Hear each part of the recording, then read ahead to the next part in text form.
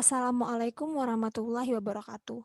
Bismillahirrahmanirrahim. Perkenalkan, saya Farah Nabila Riani, NIM J5011900068 dari Fakultas Kedokteran Universitas Muhammadiyah Surakarta.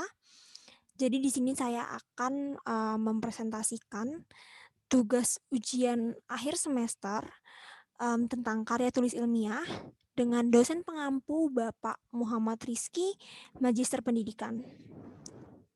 Baik, saya izin share screen.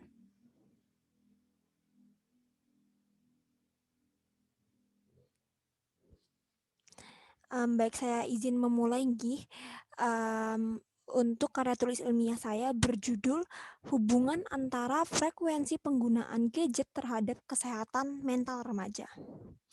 Disusun untuk memenuhi tugas akhir mata kuliah Bahasa Indonesia dengan dosen pengampu Bapak Muhammad Rizky, Magister Pendidikan, disusun oleh Farah Nabila Riani, NIM J5011900068.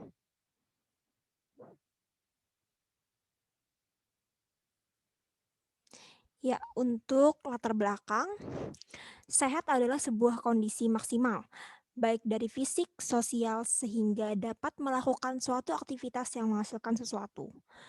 Kondisi tubuh yang sehat pada manusia dapat kita lihat dari kebugaran tubuh. Dalam sebuah lingkungan, masyarakat terkadang mengalami beberapa masalah kesehatan, baik yang muda, tua, wanita, maupun pria. Rumusan masalah. Berdasarkan uraian tersebut di atas, tulisan ini secara khusus akan membahas permasalahan. Bagaimana cara menjaga kesehatan dengan pola hidup sehat? Mengapa kita harus menjaga kesehatan? Apa saja jenis penyakitnya? Tujuan untuk mengetahui cara menjaga kesehatan dengan pola hidup sehat, untuk mengetahui mengapa kita harus menjaga kesehatan, untuk mengetahui apa saja jenis penyakitnya. Lalu pembahasannya ini saya ambil singkat saja dari karya tulis ilmiah sebenarnya agar mempersingkat waktu presentasi. Untuk pembahasan masalah kesehatan masyarakat di Indonesia. Dewasa ini di Indonesia terdapat beberapa masalah kesehatan penduduk yang masih perlu mendapat perhatian secara sungguh-sungguh dari semua pihak, antara lain anemia pada ibu hamil, kekurangan kalori dan protein pada bayi dan anak-anak, terutama di daerah endemik, kekurangan vitamin A pada anak, anemia pada kelompok mahasiswa, anak-anak usia sekolah, serta bagaimana mempertahankan dan meningkatkan cakupan imunisasi. Permasalahan tersebut harus ditangani secara sungguh-sungguh karena dampaknya akan mempengaruhi kualitas bahan baku sumber daya manusia Indonesia di masa yang akan datang.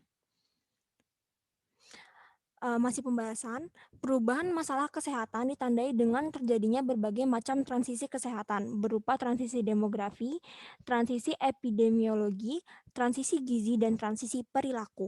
Transisi kesehatan ini pada dasarnya telah menciptakan beban ganda atau double burden masalah kesehatan. Transisi demografi, misalnya mendorong peningkatan usia harapan hidup yang meningkatkan proporsi kelompok usia lanjut, sementara masalah bayi dan balita tetap menggantung. Untuk transisi epidemiologi, menyebabkan beban ganda atas penyakit menular yang belum pupus ditambah dengan penyakit tidak menular yang meningkat dengan drastis. Masalah kesehatan tidak hanya ditandai dengan keberadaan penyakit, tetapi gangguan kesehatan yang ditandai dengan adanya perasaan terganggu, fisik, mental, dan spiritual. Gangguan pada lingkungan juga merupakan masalah kesehatan, karena dapat memberikan gangguan kesehatan atau sakit. Di negara kita, mereka yang mempunyai penyakit diperkirakan 15%, sedangkan yang merasa sehat atau tidak sakit adalah selebihnya 85%. Selama ini nampak bahwa perhatian yang lebih besar ditujukan kepada mereka yang sakit, sedangkan mereka yang berada di antara sehat dan sakit tidak banyak mendapat upaya promosi. Untuk itu, dalam penyusunan prioritas anggaran, peletakan perhatian dan biaya sebesar 85% seharusnya diberikan kepada 85% masyarakat sehat yang perlu mendapat upaya promosi kesehatan. Dengan adanya tantangan seperti tersebut di atas, maka diperlukan suatu perubahan paradigma dan konsep pembangunan kesehatan.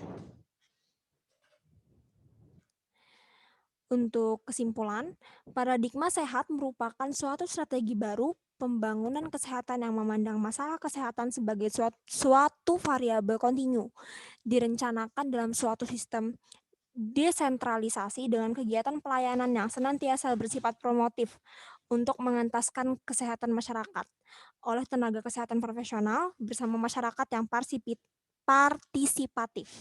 Selain itu, dalam paradigma sehat ini, pengukuran derajat kesehatan masyarakat tidak semata-mata dilihat dari penurunan kesakitan atau kematian atau mortality dengan memakai indikator negatif, tetapi lebih ditekankan pada pencapaian hasil peningkatan pada angka kesehatan, indikator positif. Nilai indikator positif ini diperlukan sebagai dampak dari upaya kesehatan promotif yang telah dilaksanakan oleh tenaga kesehatan profesional dan didukung besarnya penempatan biaya upaya promotif yang sesuai. Untuk saran, 1. Pembangunan kesehatan harus dipandang sebagai suatu investasi untuk meningkatkan kualitas sumber daya manusia. 2. Komitmen dan kerjasama untuk negara berkembang dengan negara maju. 3. Meningkatkan kinerja pelayanan kesehatan karena merupakan salah satu faktor penting dalam upaya peningkatan kualitas kesehatan penduduk dalam upaya pembangunan kesehatan, khususnya di Indonesia. 4. Peningkatan pemberdayaan masyarakat kerjasama dengan semua pelaku pembangun kesehatan, khususnya dengan tim penggerak pemberdayaan dan kesejahteraan keluarga (TPPKK) di semua jenjang administrasi pemerintahan dalam pembangunan kesehatan. Dan terakhir, kelima, kebijaksanaan pembangunan kesehatan pada tahap sekarang ini harus diarahkan pada upaya bagaimana membina bangsa yang sehat dan bukan bagaimana menyembuhkan mereka yang sakit. Nah, jadi intinya selain berfokus kepada yang sakit itu kita juga harus berfokus kepada yang sehat, agar yang sehat tidak menjadi sakit begitu dan tidak menambah persentase orang yang sakit. Kemudian ini untuk daftar pustakanya, bisa dilihat sendiri Nggi. Baik, mungkin cukup sekian presentasi dari saya. Saya mohon maaf apabila ada kesalahan kata maupun sikap. Terima kasih banyak. Saya ucapkan wassalamualaikum warahmatullahi wabarakatuh.